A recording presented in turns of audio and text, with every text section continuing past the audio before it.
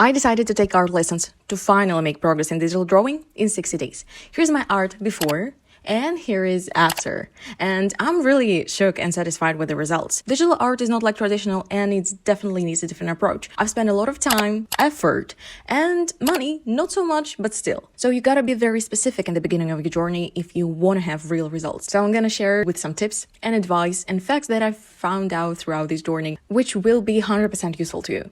I haven't checked my first piece of drawing for a very long time, and I was actually shook how bad it was. It looks like a piece of dirt. I don't know. So here's a little advice. Never delete your old art, no matter how bad it is. Because this is not even my worst piece of art. I could have showed you all of them, so you could see my real progress. Write down in the comments your opinion about digital art, because I thought that it would be easier. Asking for mercy before you roast my English in the comments. This is not my native language, so I'm sorry for my mistakes in advance. So, let's start. I'm lucky enough to have an artist friend, and we casually met in a cafe, and I just asked her if she could share some knowledge and show me a little tutorial on how to use the Procreate. Her nickname in Instagram is Shifusandi. You can follow her if you want. By the way, my profile picture was also made by her, and there was a birthday gift. I love it so much. I use it everywhere I can. She only speaks Russian, but maybe if you want to have some lessons, you can ask her about that. It was just a little 30-minute trial lesson. She made this while explaining me everything at the same time. And hear me out, please hear me out. This was the next drawing I made.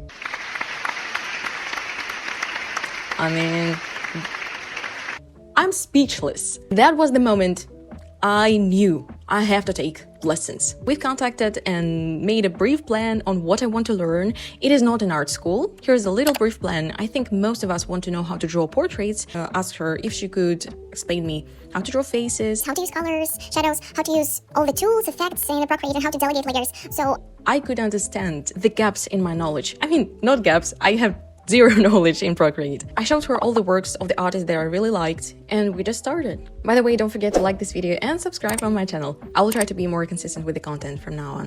One of the first things that I got is that if you have a good line, you will have a good art. Hear me out on that.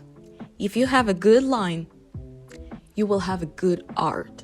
What I mean is that it is not necessary to involve coloring in the beginning, which I was trying to do. I wanted to color everything because I thought all the professional artists and the digital art should be in color, which is not in fact true, unless you're really good at coloring and very talented. My eyes are not made for coloring. As you can see, these pieces of art are not colored in too much detail, but the line is just so good. Hi, this is Huma in editing mode.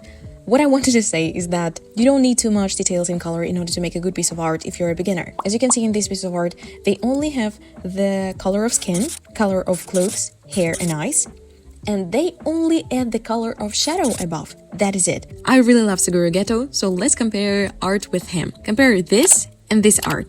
As you can see, the second one is more detailed than the first one. The first one is just filled with the color and shadows. And the second one, you can see all the highlights and strokes of hair on his head, blush and shadows, and how the color changes gradually. So sketching good line is a #1 priority. The second, one of the most important things, is layers, delegation, color effects, and all the tools. In simple terms, you need to learn the program, because as soon as I learned everything, art process became so much faster, easier, and even more interesting. I am really bad at coloring. This was the best piece I've made before, and I've spent about maybe 5 or 7 hours on it. And the next thing I made after I learned everything is this. Can you see the difference? The skin texture is so smooth, and it wasn't even difficult. I made it in like maybe 1 hour. Here's the line that my teacher prepared for me. She just took it from another artist so I could focus on the colors only. As I said before, line is everything. This piece of art looks good only because of the line, because it was made by another artist and it was already good. But I made the colors and I was really proud of myself. I'm not even good at coloring, but I started to think maybe I'm not that bad. Also, look at the best piece of art I made. The reference is this, is Saikikuso, which I really love. He's one of my favorite animes. I wasn't even planning on making him with white hair. He was with pink hair in the beginning. I didn't even touch white to make white hair. I was just experimenting with all the tools, and boom, here is it. In simple terms, learn your program before you start drawing. The third thing, and very important one, is references. That's such a big debate in art community. Never try to draw anything without references. Actually, the person who spread those rumors that you gotta do everything from your imagination is a toxic one. Don't believe it. And I mean, yeah, many people have different beliefs and opinions about using references or not, but how will you use it if you have zero experience in art? And even if you have 1 year experience, that's not enough. Even pro artists use references. They just take a bunch of different references of portraits and stylized portraits and make a mix of their own. So, for example, one of the first lessons that I had with my teacher was when she made a document. There was a mix of real portraits of real people and also stylized art, piece of art.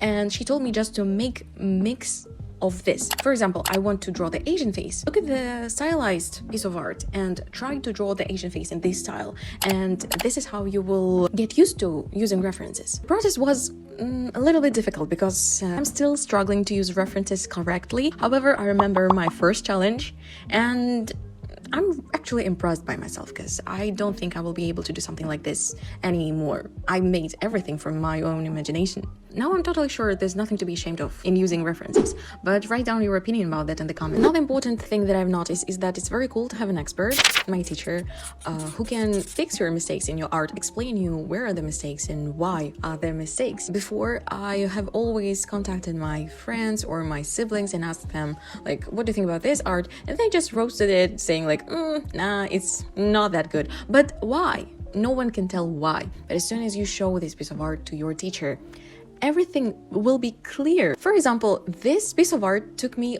7 hours, if I'm not mistaken. I've looked at that and I thought, wow, I think this is a good piece of art because I've been working on it for such a long time. I don't know what else can I add and how can I fix it.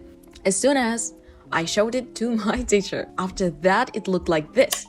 You see, from this to this, from this to this. I knew something was off, but I didn't know how to fix it. She explained me everything. That is why your art journey will be much faster. The analysis will be made by your teacher. You will just need to learn everything and put it on practice. Another thing is, for example, I made this piece of art. It took me only 40 minutes. I knew everything was bad, but she made everything from this to this during the lesson.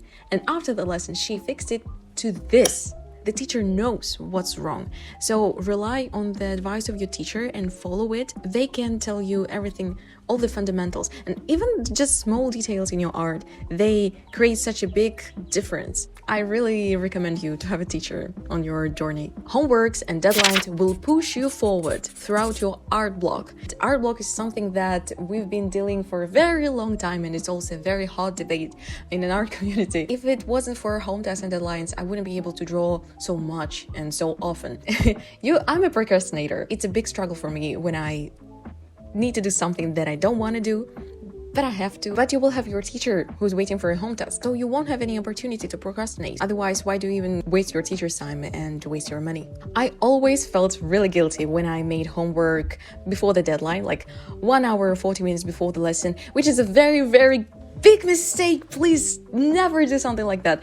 Art is not like an essay. You write an essay, you need to read it before you understand that's a very bad essay. But if you draw something bad, even a little kid will be able to tell that's some piece of trash. Because as soon as I showed my teacher this, she looked at it and she was like, I think you're running out of time, yeah? So let's fix it. And she was really polite, but she just wanted to tell me, it looks really bad and you didn't even try. So you really need to start 1 or 2 days before your lesson. Art takes time. You better draw something like on the first day, on the second day, you will fix something, on the third day, you will add some details. That's why many artists draw something throughout the whole week, not just in one day and in one sit. This is especially difficult when you hate the topic. Mine was hair. All these strands, all these curls, you gotta separate them and draw them individually sometimes, which is too detailed. I hate detailed work. No. Continuing the topic of procrastination, I found out that art takes actually a lot of time and even days to make. Now I adore all the artists, all this work they have to do. This piece of art, Nanamin, oh my goodness, I love him so much. It took me 7 hours, maybe 8, I don't really remember. You have to understand that it will take that much time. One of my advices and tips is that it will be very helpful if you have some series, anime or manhwas that you really like, you find the character that you really love and you just keep drawing them. It will help you. Otherwise, how would I be able to draw someone for 8 hours straight? I was also trying to draw Geto, but It was very difficult to draw Suguru. Something's off.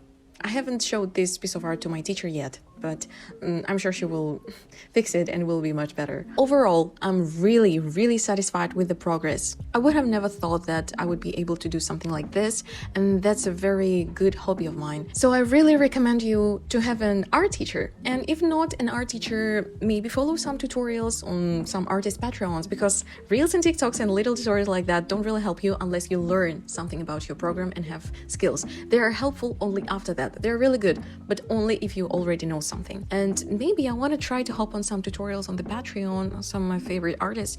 But if you have another favorite artist that you really recommend, I would like to hear about them. Maybe I will make some videos about progress after that, because I'm still learning how to be an artist. Thank you for watching this video. Subscribe and like this video, and I see you in the next one. See you.